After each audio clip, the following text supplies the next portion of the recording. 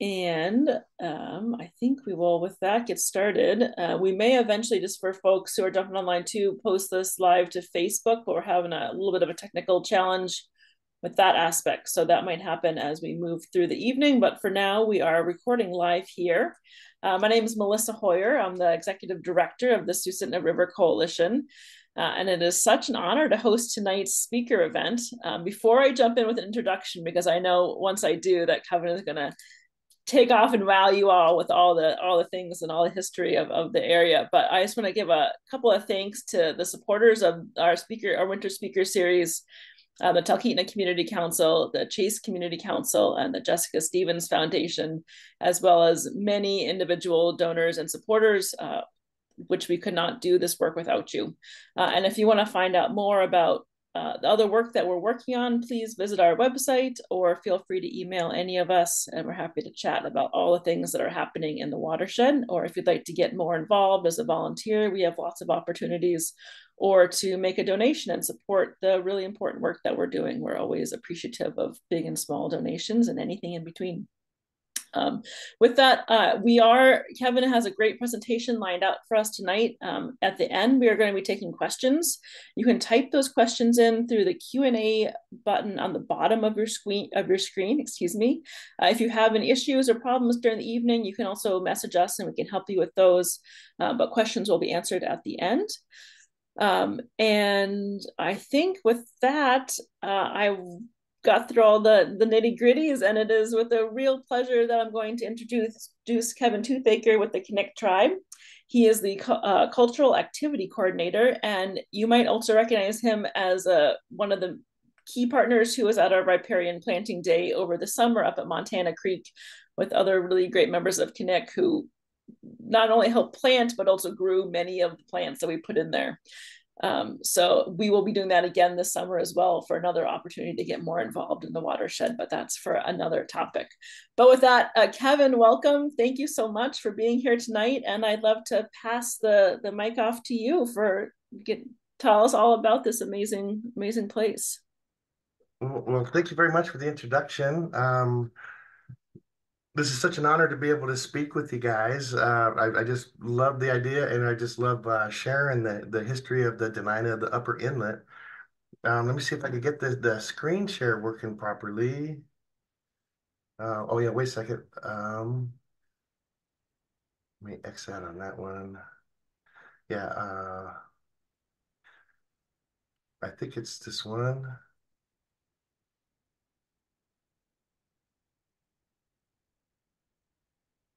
Oh, it's going to be two. How do I switch it over to two?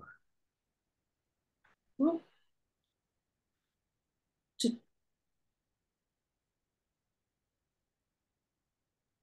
Let me see. I put screen two is two. No. Is that working now? not quite yet. So is this the one? I apologize. No, that's okay. We're still seeing you. Oh, okay. Wow.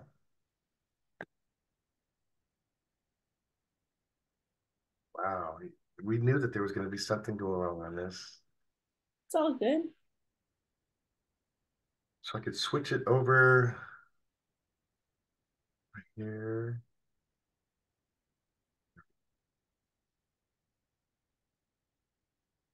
Now is it working?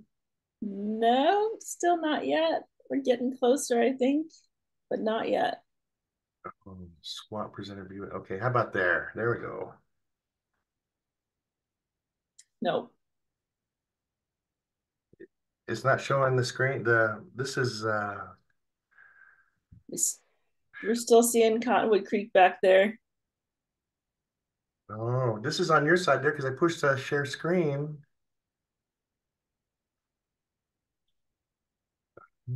Oh, okay, share. There we go. Now, okay, is that which is showing now? We're seeing all of your whole PowerPoint screen with the slide Okay, view.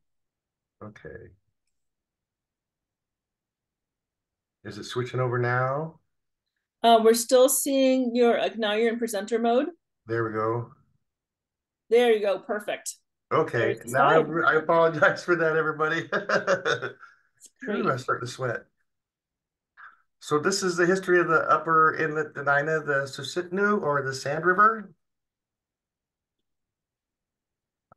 This is made possible through a grant to the tribe through the Administration for Native Americans, an ANA grant.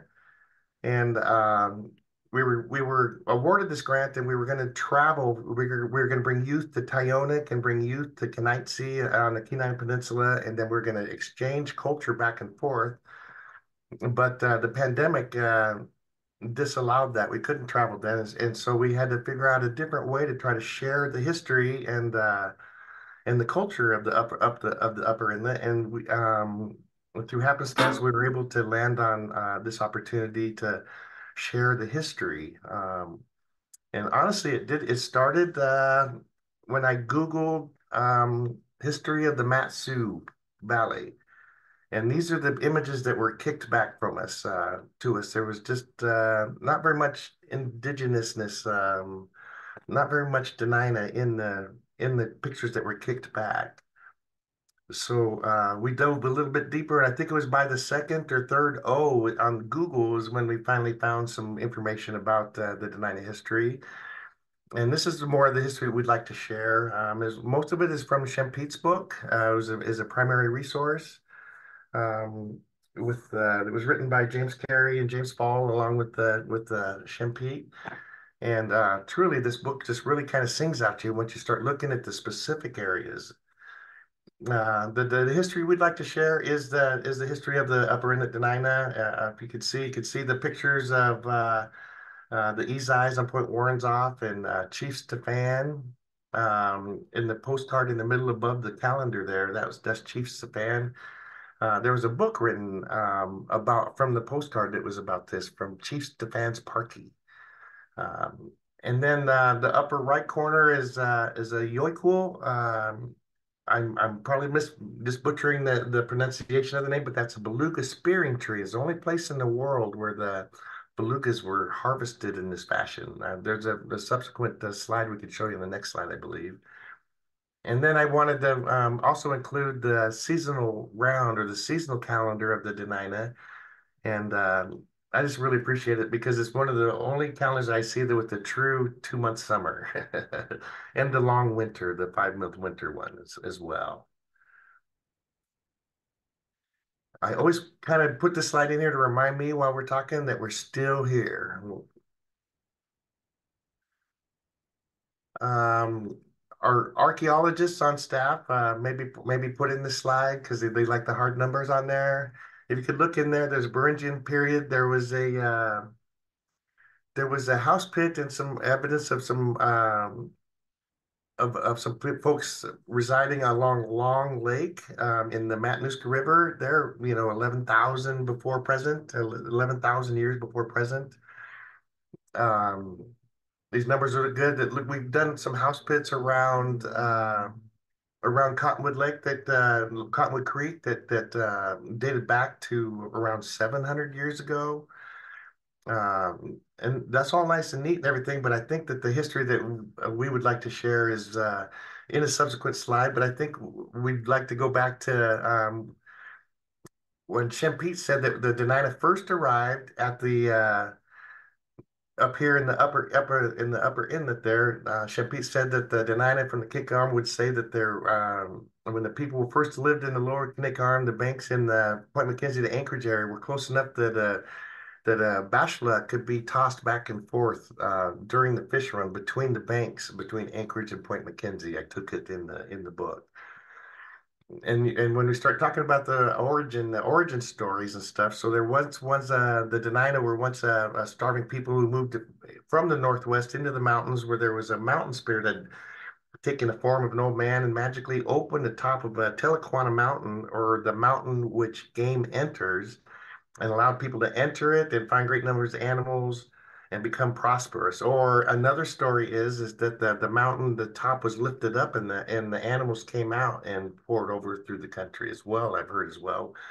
Some other folks speak about that.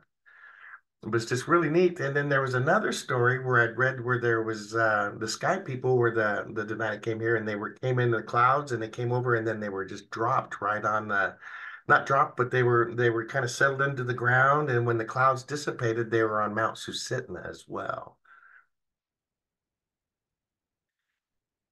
This slide kind of just shows the Athabascan and then Dene or the Dena'ina or one of the 11 groups of Alaskan natives who call themselves Dene or the people.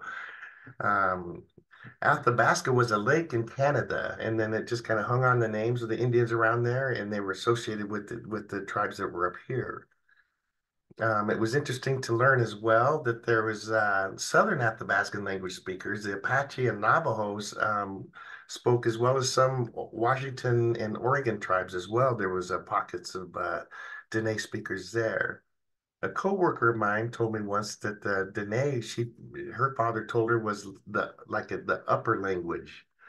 Um, and I just kind of likened it to Latin being an upper language for English. You can understand some words, you can understand the root of some words and stuff, but they're not quite the same.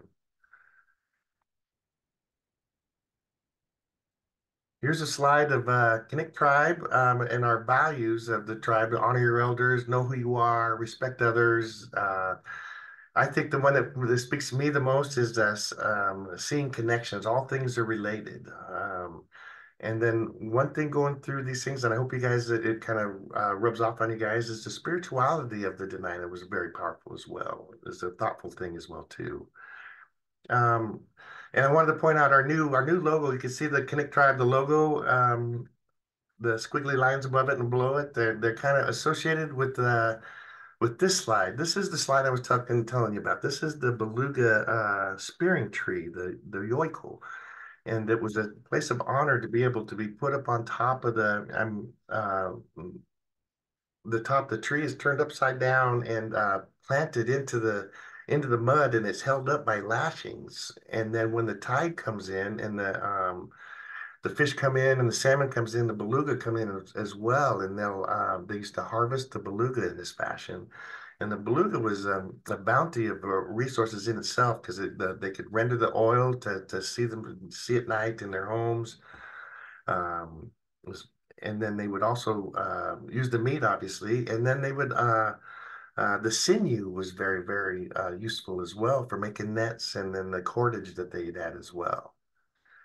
Um, but this is such a good way to try to marry the term of culture to the land and the values of the people who choose to make the land their home, and then they make decisions that consider the wellness of both the community and the environment as they're moving forward.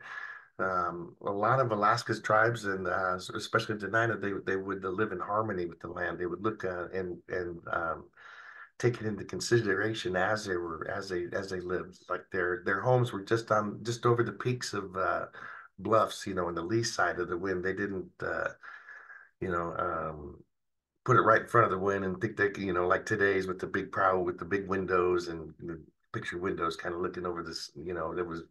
That's nice to see back then, but practicality wise and stuff, it wasn't the warmest, I don't imagine. Okay, so you see that Dena'ina, there's four different regional variations of Dena'ina. There's the inland Dena'ina, the Iliamna, the outer inlet Dena'ina, and then the upper inlet Dena'ina. And those are the ones that I speak to based on from Shempete's book and the research of other authors and folks that are around the area, and some elders' stories as well. Um, there's several bands, and I could find five in Shempete's book that were referenced to, but our archaeologists said that there's more than the five bands. So we threw some of those guys in there, and then the Knik tribe itself on the bottom is kind of it was a big area. The Knik tribe, there's a lot of Dena'ina in the upper inlet, and I think it'll become apparent as we go through the presentation.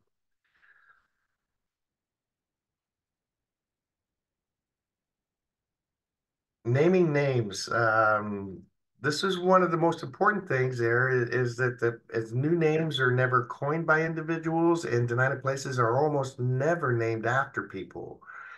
And there was a consensus when they were building, when they're doing the names, especially for Shempete's book, there was over 45 Dena'ina speakers, and they all agreed with the place names. Um, I don't know if anybody's worked with the Alaska Natives and everything, but you get more than 45 together and you get in a consensus. That's a strong thing. And the more I read into the book, in Shempete's book, and visit with the elders, the names are very important. There was no maps. They didn't have any maps that they used or anything. So the naming process was very important. For example, I put down in there the Red Shirt Lake, the Dena'ina name. I'm going to butcher it, Tanthtunt. I can't really pronounce it, but the English translation of Red Shirt Lake, as we know it, is where the enclosed bag is set in the water, and it's the lake that is in there is the Bena, so it's an enclosed bag is set in the water lake. And then it's the Taltuntesha is the hill of the enclosed object is set into the water. And then the Dinchland is where it flows into the enclosed object is set in the water and stuff. So you can see where all the names of the area around Chempete's and a Red Shirt Lake is related in the names, right? It's a stimulating mix of fact and imagery, and it's kind of and that's what they said in Chempete's book, and it can be enjoyed as folk poetry. It's just really neat how they're all associated to each other as they're going through. And this kind of comes important right here when we look at this slide here. This slide is one of our more powerful slides. It's a LiDAR of potential archaeological house pits and food caches in the Upper Inlet. So you could see where the Knik Lake was, and then the bluffs. There was food caches and house pits or nichils all along the bluffs right there.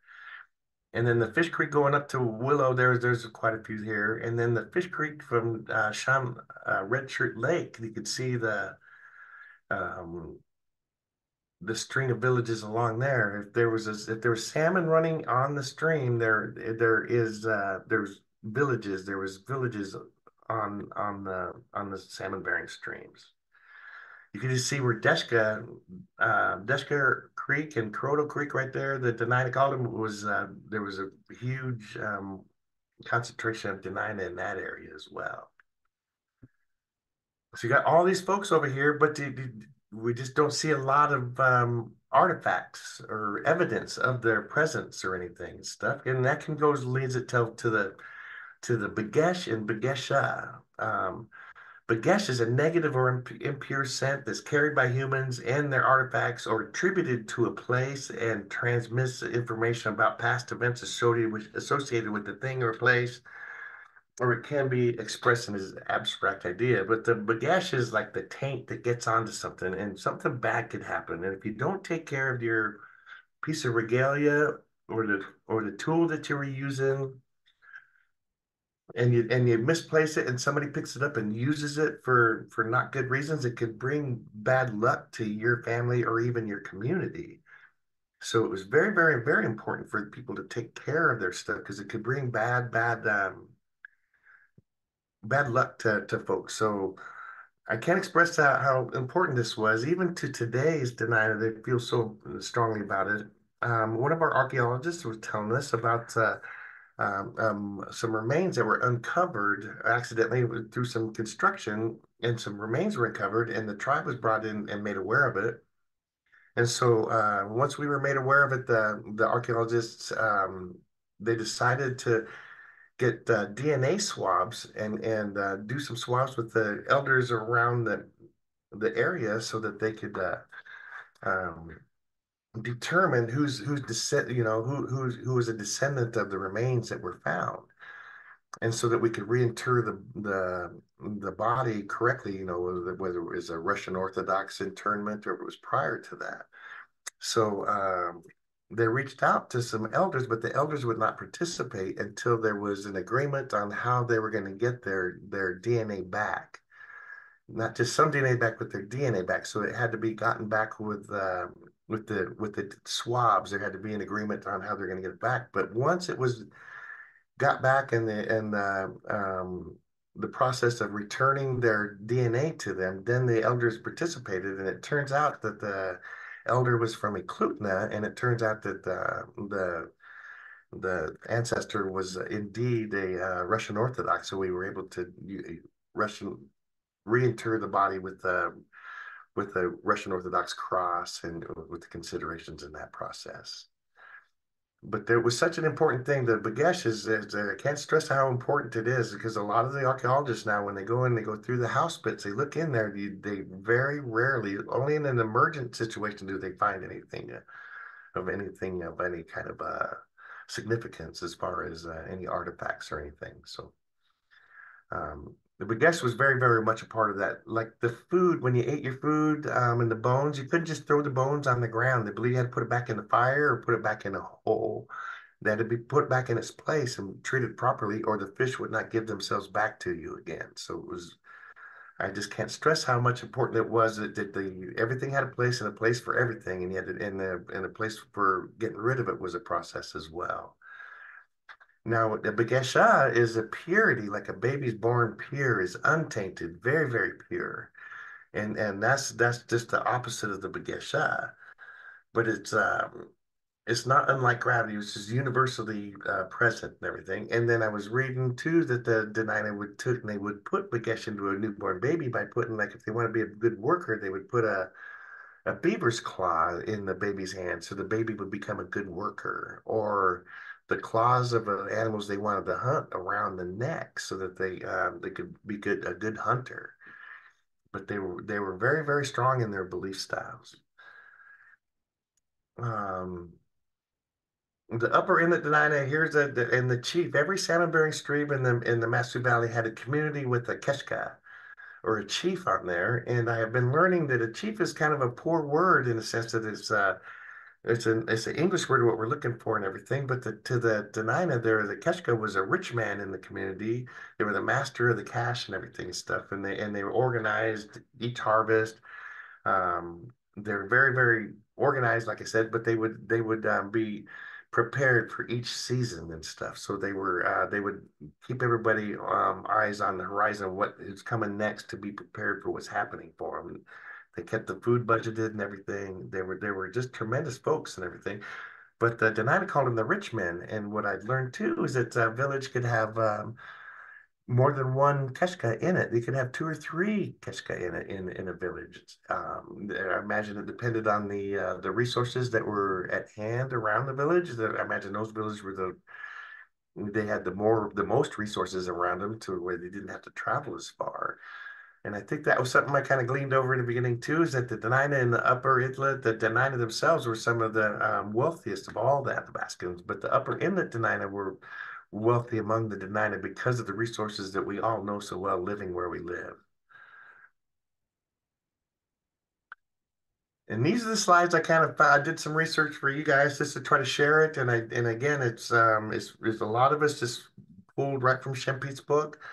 Um, uh, the point that extends not in the water was the second village site across from Susitna River, and you could see that right up here. I've been going out and riding snow machines since I've learned about this geography, and it's such a surprising thing. When you drive out there in the winter, you can't really see anything, but you just can't imagine that there was such a heavy community there a long time ago. It looks like when reading Shempete's book, that this village right here on the island, it was a where the first ACC store was out. Alaska Commercial Company store, where they would trade for the furs, was on this island, as well as the first Russian Orthodox church on the Big Susitna River was on that island. But everybody got on that island and started getting, there was no room for anything, and so it started bleeding over, and then that's when they started building on the east bank of the shore over at Susitna Station. Is reading, and that's my understanding, is how Susitna Station came to be. Um, the one right below this island, right below the yes Dishla, there was a a food cache that was found on it. It was a lutic food cache. And that is something as well that the upper inlet Dena'ina were raided quite a lot by Alutics and the Olchina. I mean, quite a lot. There were so many raids that they had their own food caches on the Susitna River, and then up at Deshka or at the Croto Village, there was a trail that ran out of the village is called Where We Run in Fear Trail because there was raids, and so there were so many raids that they would run in fear up this trail. That was where they needed to go when there was a raid, not if there was a raid, but when there was a raid. It sounds like. Um, there's a Flathorn Lake, the things that are carried to it. That's just a fun lake to go on there. It's kind of scary now with the overflow on it. I just was out there this weekend, and there is a lot of overflow because of the warmth and everything. But um, there's just such a neat area. I have to go up there in the summertime. From what I understand, there was two rocks, a Tanny Point, and then the Susitna Station. There was these two rocks. And Shempete had said there was a story about a hero about these rocks that were in the middle of the Susitna River in a deep hot spot there, right outside of Susitna Station. And when Dena'ina fell in there, they would drown because these big rocks were in there moving around in the current, and it would kill people. It was very dangerous. But there was this one Dena'ina hero came in, and he kicked one rock upstream and the other downstream to separate them out, to get them out of the hole so they wouldn't kill the Dena'ina anymore. Um, it's such a neat story. And I was doing the research more on there. It seems like the Champete said that there was like a series of 8 days of stories of this Dena'ina hero, but you couldn't start it without finishing it and stuff. And cannot find those stories anywhere in my research. I'd love to be able to see that, to be able to share some of those stories. 'Cause I just imagine they're just awesome.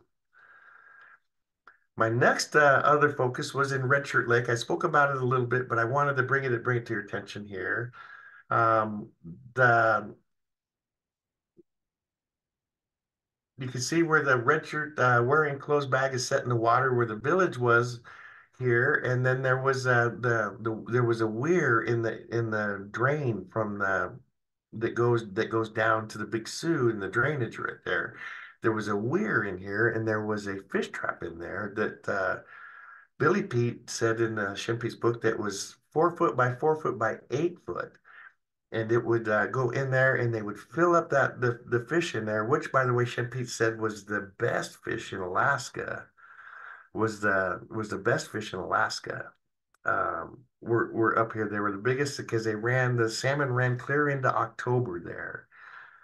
And this fish trap, they would catch so much fish that there was where salmon are poured, there was a fish holding pit right next to the bank right there where they'd be able to put the fish into until they were able to disseminate the fish as well. But Champete also said this was unique. The Retro Lake was unique in the sense that they had three different villages on it from three different bands that used the lake. Um, it's just a wonderful story to think about telling. And it's just a shame that today it's a pike lake today.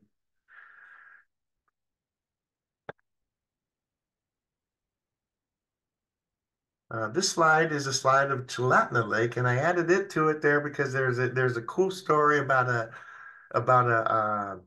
giant leech that comes out of the water over here on the black side up there. Shempete said that the lake there's a brown bottom and a black bottom, and on the black side is where it gets deep and it goes under the mountain or into the mountain, and then um, there was a uh, there was a leech that came out, and it was as big it could look up at the mountain. It was so big. And in Chippy's book, it said that there was one of his friends was chasing some caribou, and they chased the caribou and they ran the caribou down, and then they ran into the black portion of that lake. And as they were swimming across the lake, that giant leech came in there, and it would suck them into the water, suck them into its mouth whole.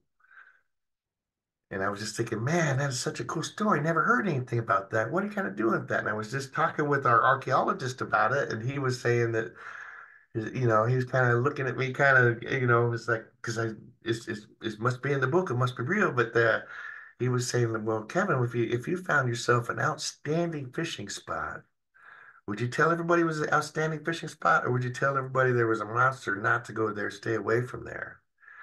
And now I don't know what's going on there. I've never been up there, but I did do some research up there, and it looks like there's some lodges up there. So yeah, but the idea of a giant leech being up there was pretty fascinating to me. That's why I kind of chased this slide down.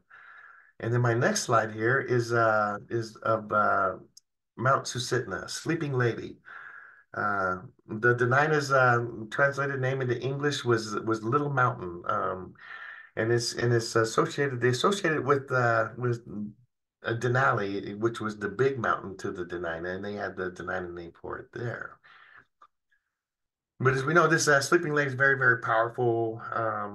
I think it's very powerful when I started reading it, and there was something that I was always kind of drawn to it by.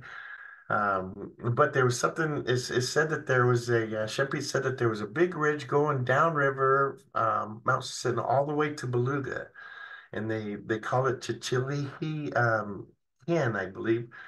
But they would sit down there and everything is viewed. They could see their whole country. They could see everything just right below them. And that was where they would think about their brothers and their fathers and their mothers. And they remember that and they just sit down there and they cry. That's the place where they cry all the time because everything just show up plain. And that's why they call it the stream that comes from the ridge that is called the stream where we cry. There's a mourning ridge. And to me, that's just such a fascinating, not that they would just go up there to do it. And I don't believe that it was, everybody, from all the way over from the Butte and Palmer all the way over, all the Dena'ina throughout the whole valley knew that that was what it was called. But just that the fact that the Dena'ina themselves, even in that locality and stuff, would have a place where they know that they needed, the spirit needed to go and mourn to get better, that we needed to mourn to be healthy and stuff. That whole idea just kind of surprised me. And then I looked into the spirituality of the Dena'ina. And I didn't realize that there was six dimensions of it. So they put quite a lot of thought into it. The body and breath. This is the human or the physical dimension. His or her body, his or her breath. The body's the corporal self, and the breath is the life force, right? And then you got the shadow spirit, the human spirit, the soul of that body. While alive, and then somewhat shadow spirit if the person has passed away. Now, the spirit in the form of shadow spirit would seek purpose that would guide them in life. And then while the person was alive, the shadow spirit was capable of leaving the body and traveling to other dimensions in dream states. The shamans would travel to other dimensions through trance states as well. So they're very, very keen on that area, the shadow spirit and where they were going and everything. And then the ancestor dimensions, someone's shadow spirit, there's a spirit of recent dead. Were human souls who had not achieved their purpose as determined by a vision quest, or at some point they could be reincarnated and stuff. So they believe that we're all born to do something and that we're reincarnated until we get what we were born to do done. That in itself just is makes you feel good just knowing that you're not just here for anything. You're here for a reason to get something. And then so the animals in their spirit, potent animal spirits became one spirit helper and they had the power to aid an individual, but their powers made them ominous as they could treat the humans as good or as badly as the humans treated them. It depended on the actions of the humans. So the animals in their spirits, they could read Bagesh or Bagesha, the impureness or the purity. Um, And then there was always 20 plus of the spirits of the Dena'ina world, like the mountain spirit was a spirit was in the other stories as well, just like the sky spirits and stuff as well, good or bad, and some were universal and powerful, such as the mountain spirits and stuff, and some were spirits of place, good or bad. And then the missionaries really really not tied into the concept of Nakultani, the supreme being. Um, it's often used today as the good for God amongst the Christian Dena'ina today. It means literally the breath that passes over us, and it's made up of purity, goodness, and harmony. Um, it was believed that one is reborn out of the ancestor dimension until one achieves his or her purpose in life, and then at that point, the shadow spirit permanently enters the sixth dimension into the Nakultani area. So it's pretty awesome when you kind of read into it, and then you just the proprieties and of their society was very, very powerful and thoughtful how they move forward with things. And again, this is my cue to remind myself and everybody that we're still here. The Dena'ina is led by the Fishtail clan, the the Fishtail clan. I apologize. Sometimes there's some words I can say, but there's some words I just cannot say without butchering them, and that's my bad. I got too old before I tried to learn how to bend my tongue in certain ways. Um, so the Upper Dena'ina, there was relationships between villages. They would have switching or be friends always, no matter what came between them. And there was the Keshka between different moieties in different villages would become friends and everything, and they had strong relationships in these Sluchan relationships. Not all villages or Keshka had Sluchan that they were comfortable with and stuff. Some weren't big enough, and it was just always different. It just seemed like it had to all kind of go in, and they had to have a lot of villages and a lot of relationships to be able to get to that level of having a Sluchan or an equal chief from another area. And some of those like if a chief passed away from one, they didn't do anything with the sluchan until the corresponding chief came over and checked it out. Now, a more unofficial relationship or an informal relationship amongst the Dena'ina themselves was the Selden. We all have a Selden, whether we appreciate it or not. We have a hunting partner or a fishing partner. And it just cracked me up in Sheppy's book because there was something that he had said to something to the effect of, you you want to get a Sultan, um, except for those who didn't want to be around people or prefer to be home alone, but you always wanted to get a Sultan that was generous and stuff, so that you would always get a good fair share in the when everything was divided up. Um, Others believe that folks from other clans would make the best Sultan as they wouldn't be part of the family jealousies that arise on occasion and stuff.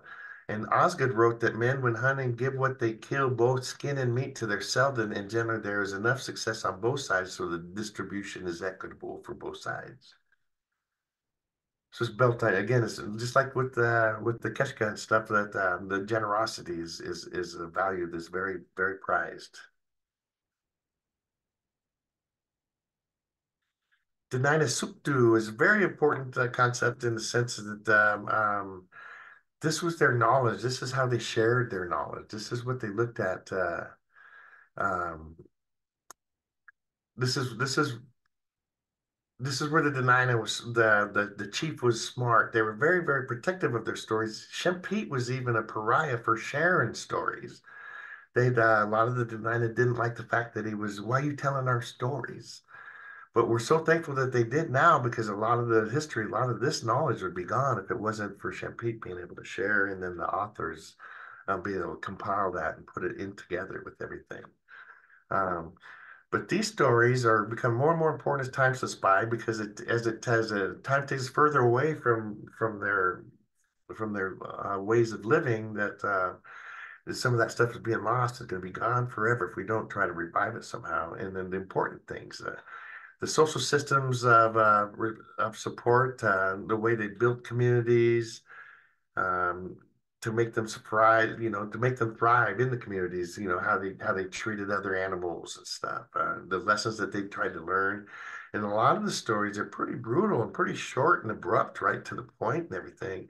It seems like the stories that Dena'ina counted on natural selection. They didn't If you didn't listen and follow through with and being responsible with what you're supposed to do and follow through with everything, people died back then. There was no room for error. There's a lot of bad things happen real fast there. So like sometimes a villager family simply surviving through a bad season was a success.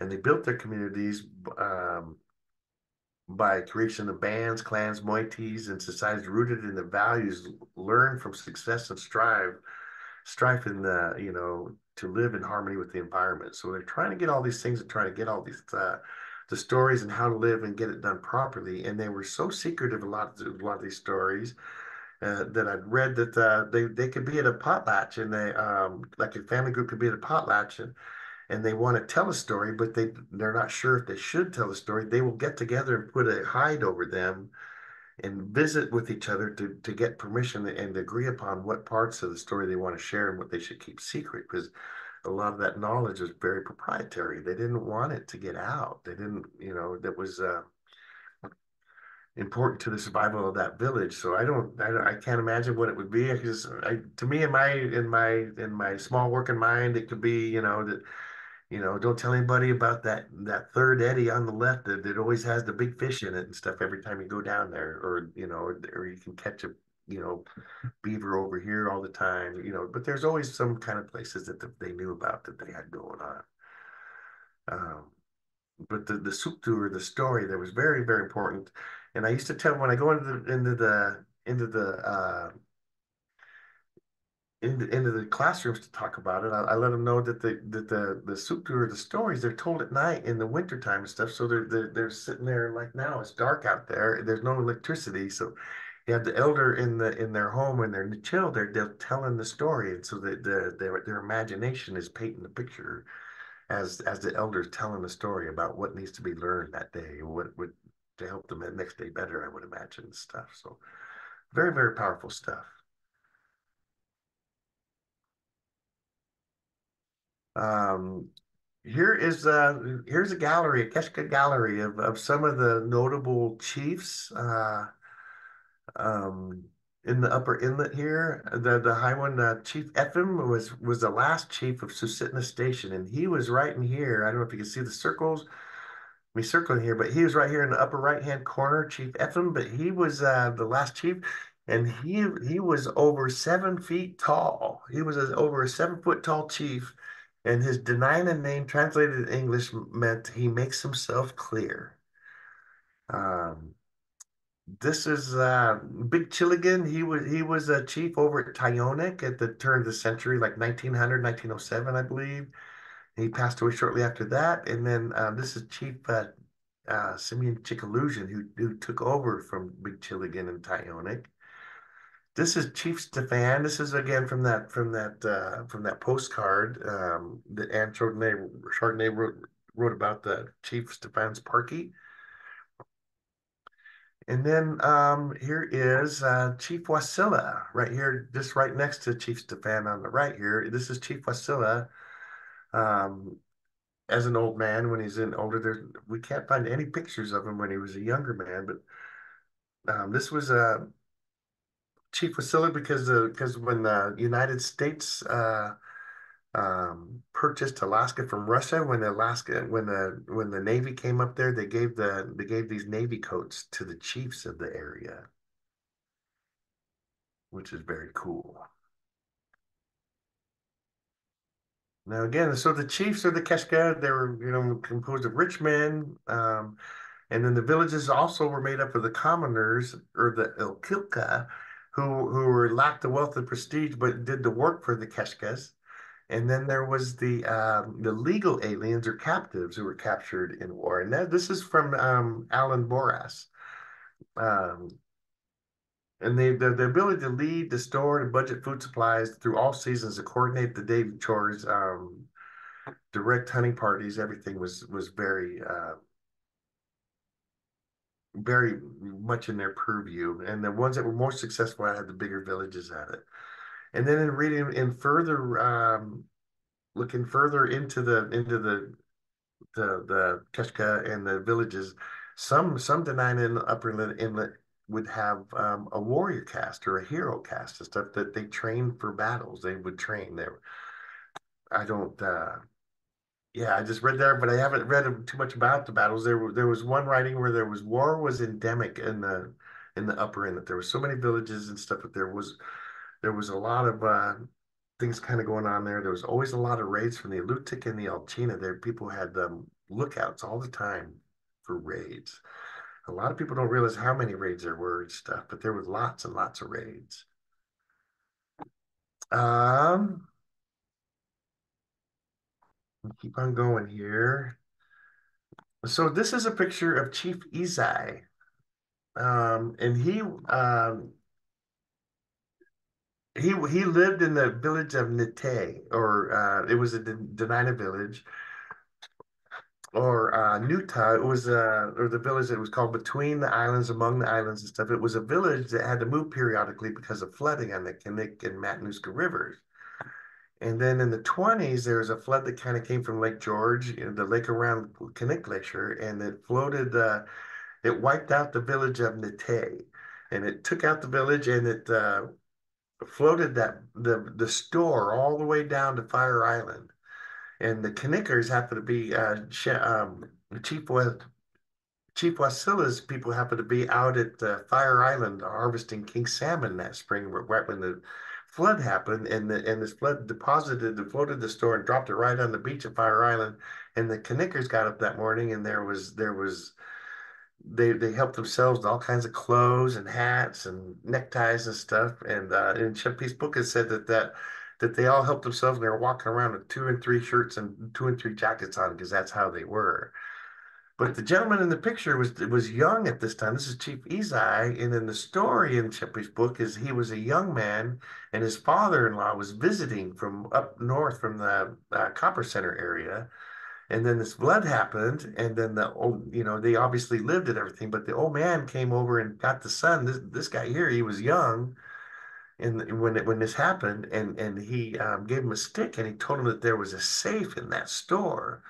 And so they went down there and Chief Isai took this stick and he started poking in the mud and going downstream from where they knew the store was, and they figured with the channel and everything and stuff. And so for 2 weeks he would go through there and he would put the stick in the mud.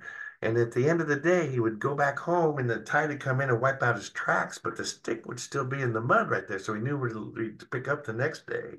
And he did that for 2 weeks. And after 2 weeks, tink, tink, tink, he finally hit the safe and he opened the safe. And it took him uh, 4 trips to walk out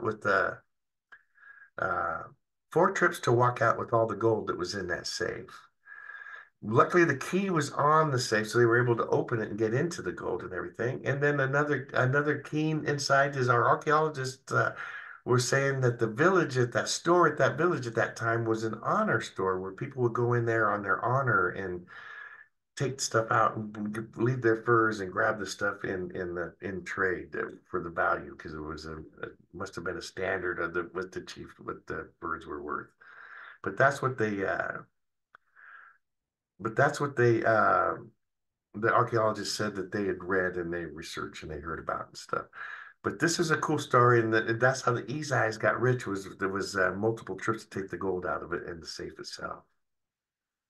Um, this is Chief Afanazi or Chief Desgeta, and he was I always kind of joke that he was like the godfather of the Dena'ina in the sense that he actually had one of the store proprietors killed. He talked one of his guys into killing one of the proprietors in Connect, but he never did any time for it at all.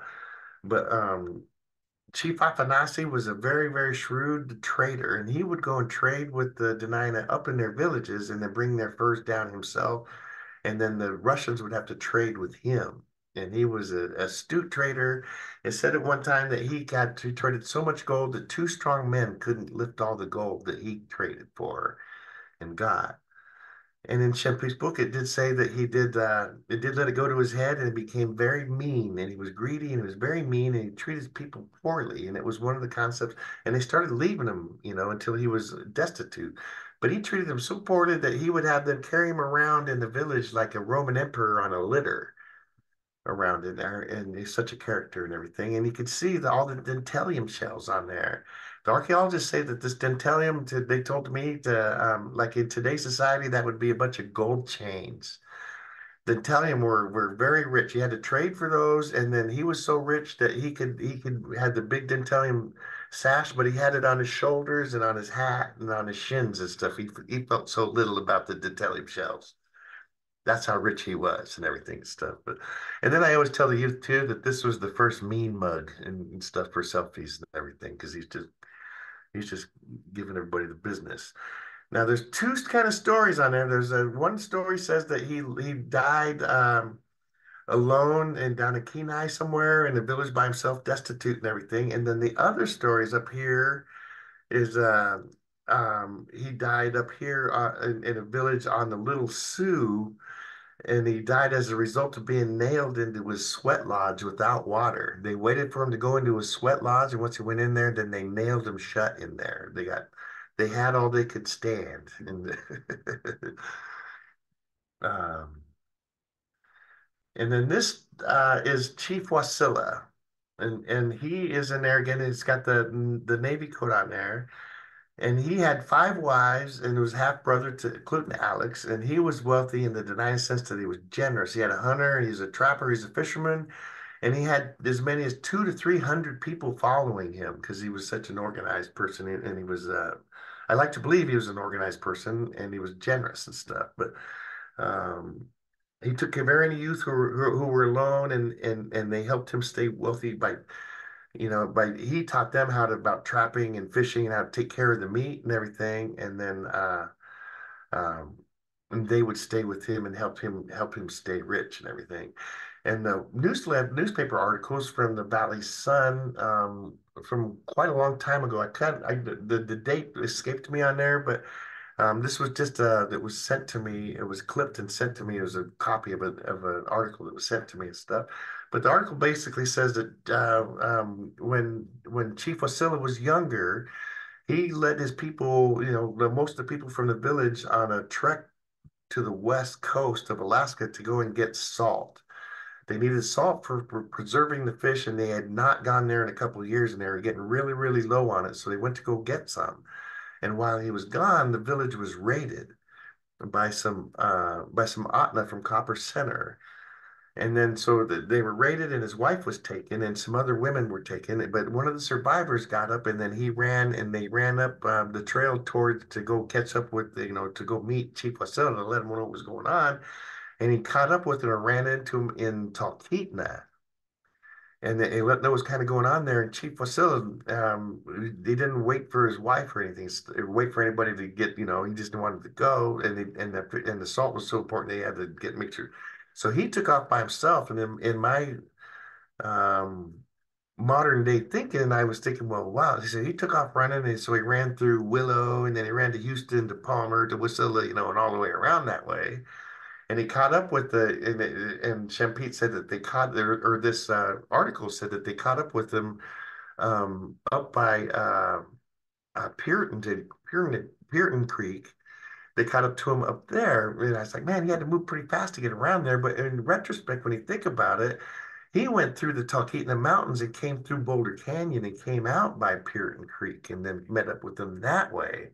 Because in this article it said he was 200 pounds, but he was 125 pounds. He ran 75 pounds off him trying to get around in front. And then the article says that he got around in front of him, and he signaled his wife because she was cooking for the her captors and stuff. So he signaled his wife. He got her attention, and she cooked a big meal, and then they fell asleep good. And then the long story short, he went in, and then him and his wife were the only two that walked out.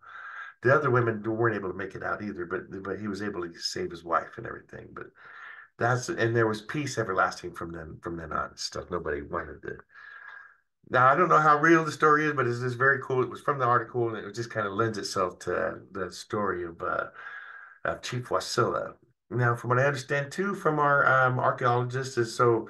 Um, Chief Wasilla was a Bentahan, and he was a chief of among the lakes. Bente is among the lakes, right? So Wasilla Lake, Mud Lake, and then Cottonwood Lake and Finger Lake were like in there. But his village was in between Wasilla Lake and Mud Lake. And when all the workers are going by on the road or the railroad, when they're going by and they're seeing Wasilla's place, that was his 200 to 300 people in his village. That was Wasilla's place and stuff. And then eventually they just quit calling it Wasilla's place and just called it Wasilla. And that's how Wasilla got its name, according to our archaeologists and everything.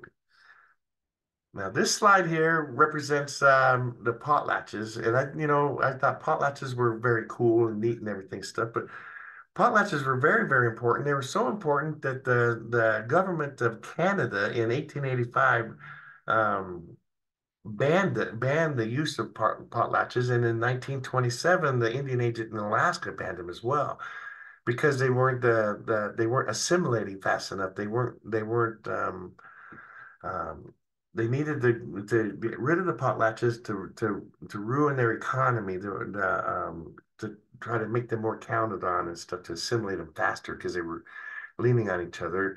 And by the potlatches would even out the communities and stuff. So before contact, if a big chief would, the more potlatches had, the more generous he was, and he'd give away more stuff, and then the people would follow him, right?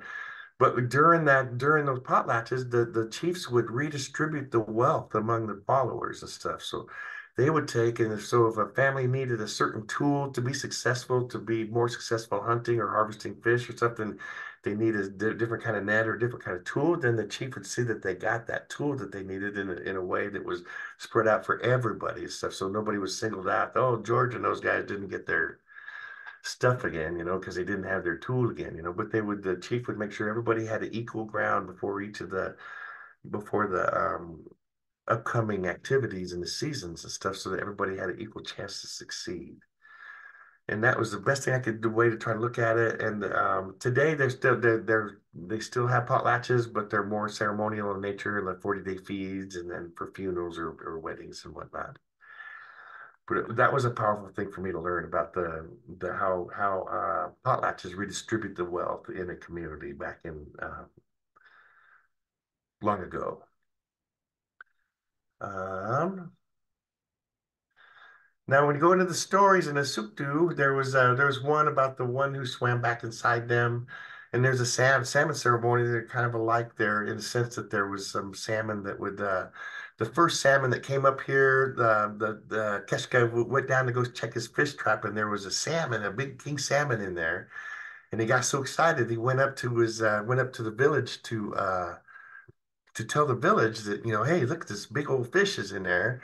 And he told his daughter as he's running by, and he told her, don't go down there, and don't go down there yet. So the first thing she did is go down there.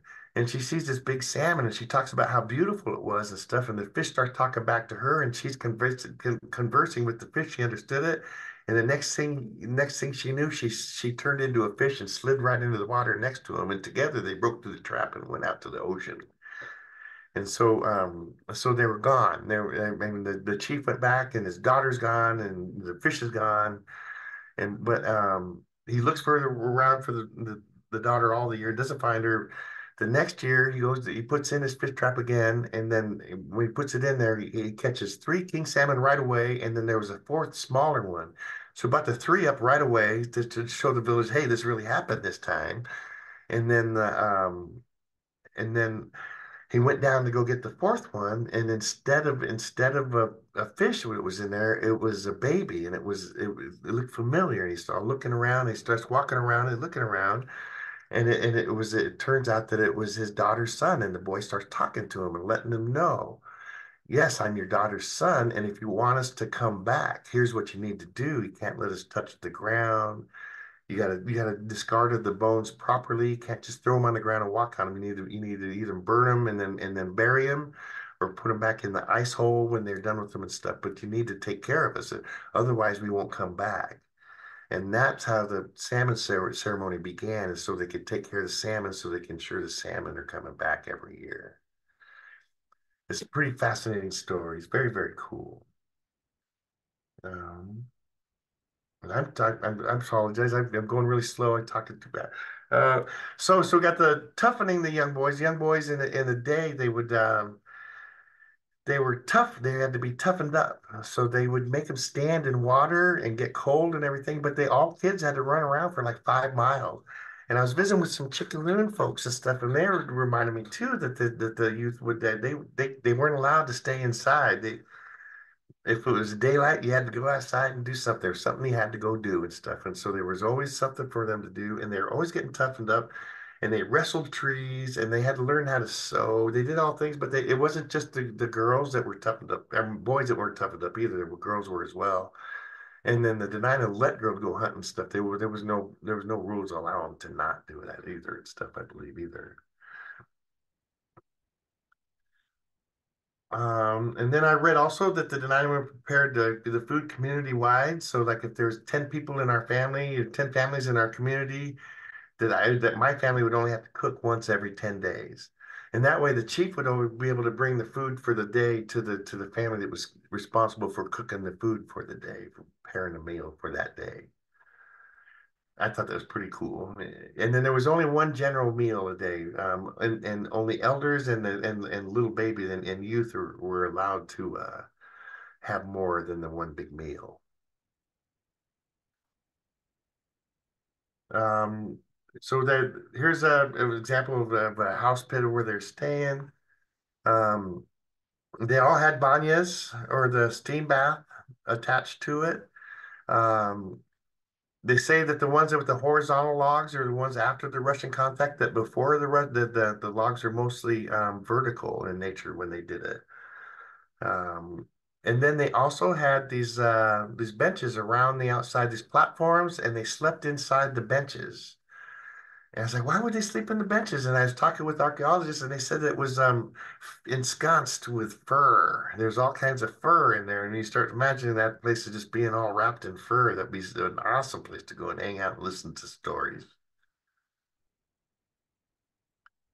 This slide is in here from as it kind of represents because it's kind of at Donkey Creek Lake up in the shadow of Mount Yenlo. And long ago, there was an ancient village here, and there was the sons and the daughters of the Keshka were brought up to this village because it was hidden from the far from the inlet and safe from raids from the Eklutna. So the rich I guess it depends on how rich you were, but the Keshka's children were sent up here to be raised so they wouldn't be raided on until it was raided on, and then once it was raided, then it was never rebuilt. The village was abandoned and not ever rebuilt again. And then from one of our elders, I didn't ever know this that the Knickers would ice skate from Knik to Eklutna. The upper inlet actually froze in the winters. It's never frozen ever since the Eklutna tail races come on with the power plant. But they would ice skate across to Eklutna from Knik.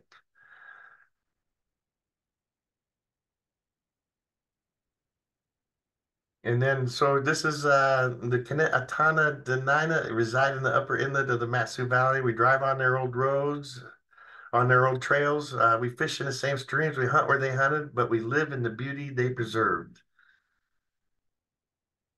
We're still here. And this is the last slide. I'm wondering if anybody had any questions. Thank you so much, Kevin. That was excellent. We do have some questions, and I'll just remind people if you'd like to ask a question, you can type it into the question and answer button, which is likely at the bottom of your screen, and we'll get to those. Kevin, do you want to read them, or do you want me to read them out loud to you? Read Sure. them as we go. Sure, I could read the lower right one is that there is a Selden Road in Wasilla, and I assumed it was someone named, but perhaps it's a native Selden. I thought the same thing. But I don't know for sure. But I thought I seen that Selden, and I thought the same thing when I seen that. And then the Red Shirt Lake one is I was just visiting with another elder, and they were just trying to tell me they were not sure what the object that is lowered into the lake was. One I heard that they say that it was kind of precious stones for beads and doing the beading, the Dena'ina beadwork, but we don't know what it is until we try to get out there and look at it and everything. It rides in and out of Palmer. Bill Ezai, the Ezai, the name that was spelled for us for the Ezai that was on there is Ezi. Ezi. And I don't know if it's Isai or Ezai, but I know that the last name was spelled differently than what's showing there, Bert. And then the population, man, anything could be guessed on there. Jim Pete said that the in the summertime at Deshka River, at the mouth of the Deshka River, which they called Crota River, there was a North Crota village and a South Crota village. And the fish trap was 4 miles up the Deshka River right there. But that fish trap 4 miles up the Deshka River would support 4,000 Dena'ina in the summer. 4,000 Dena'ina in the summer. And that one stream up there. And there was a village up there. Cornelius Hoskins said that there was a building there that could hold 100 families. It was cordoned off with curtains.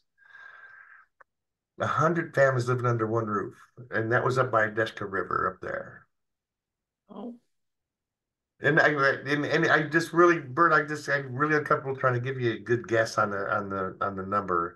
There was a healthy population looking at the spread around areas on there. Oh, thanks, Brett. And then about the village of Dena'ina in Wasilla, the village of Dena'ina. My understanding is that was what the Dena'ina were called back in the day was Dena'ina. They weren't called Dena'ina or Dena'ina. They were called the Dena'ina Indians. And that's about, I don't know much about a village itself being named Dena'ina, but I do know that was their handle. And we could do live questions as well. Yeah, and you were saying that they ice skated from Eklutna to Knik. Was ice how long how long did that happen? What can you talk that just started that kind of piqued my ears there From at the what I end. understand, it froze most winters, and it only has not frozen since the Eklutna power plant has come in line.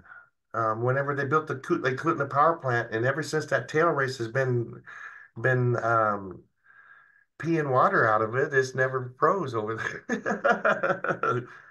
Because I imagine that water gets hot from all that big fall up from Eklutna Lake all the way down, so there is a temperature disparity. Oh yes, yeah. We know well about the issues of dams and their impacts. That's so Yeah. interesting. It's just crazy. And another thing I didn't bring up was um caribou was the main big game animal here. Moose. I was reading in Chempete that there was a guy in Chempete that lived in the Upper Inlet, and he didn't see a moose until 1870. So there was no moose along around here. It was about 100 years, 120 years ago when the moose started showing up here, and then they kind of started pushing the caribou out. And did they have moose furs before then? Were they trading for moose furs? They would go get moose. From my understanding, they would go up into the Chugach Mountains to go get them. They would have to go specifically to go look for the moose.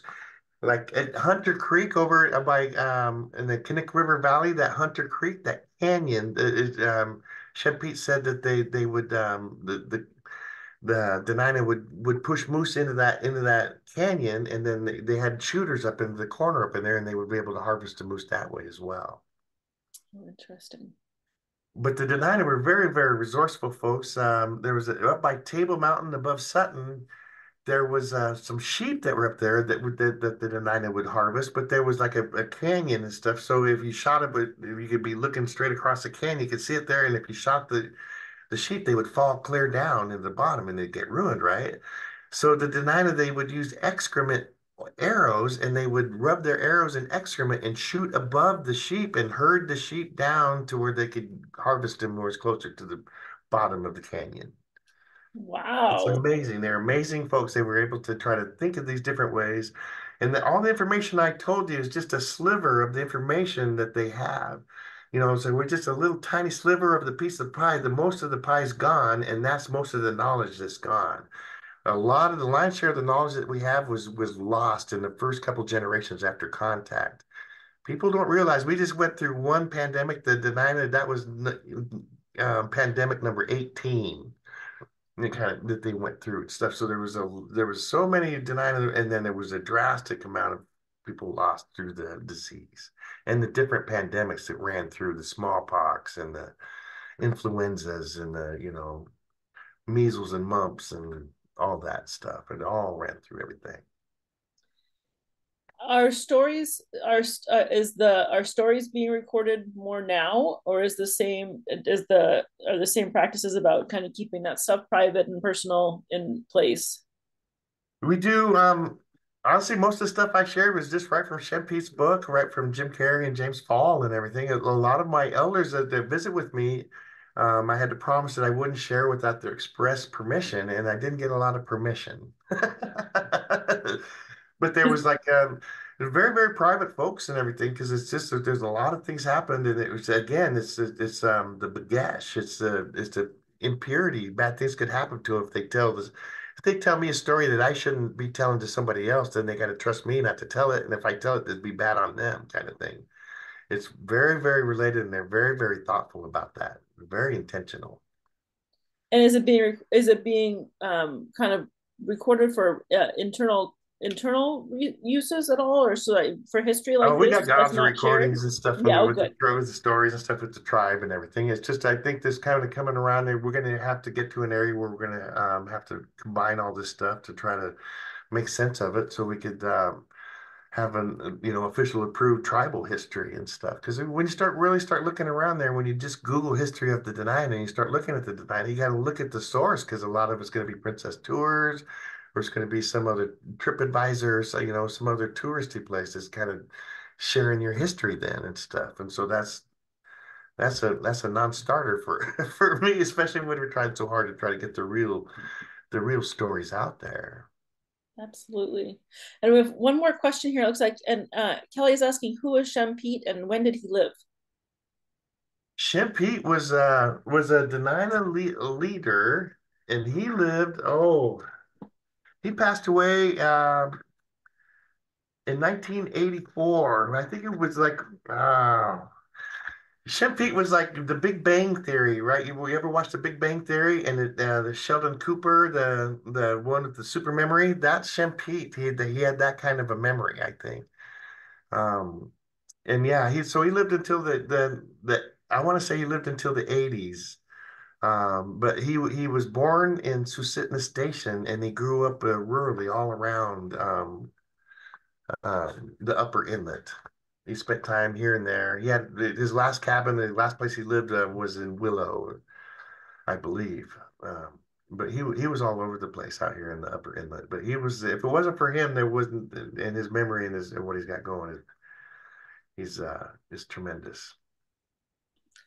Wonderful. Well, Kevin, I could keep talking to you for a long time, but thank you so much for taking the time to talk with us all tonight and for sharing these stories and the history and the culture and bringing Shem alive to those who don't know. You can also get his book locally. I think the Talkeetna Historical Society has copies in their bookstore locally, and I don't know where else you can get it at the moment, but you can also order it online. Fireside Books is we Oh ordered it yeah. from Fireside Books in town. We try to order when we get this stuff. We try to buy as much local as we can to help our local businesses with our funds and stuff. So Yes, and Kevin's contact information is there, and ours. You can contact a number of us at Susitna River Coalition as well with additional questions and follow up. But thank you all for joining tonight, and thank you again, Kevin. We really appreciate your thanks time for having and me. insights, and I hope everyone has a wonderful night. All right, have a good time. Thank you. Thank you.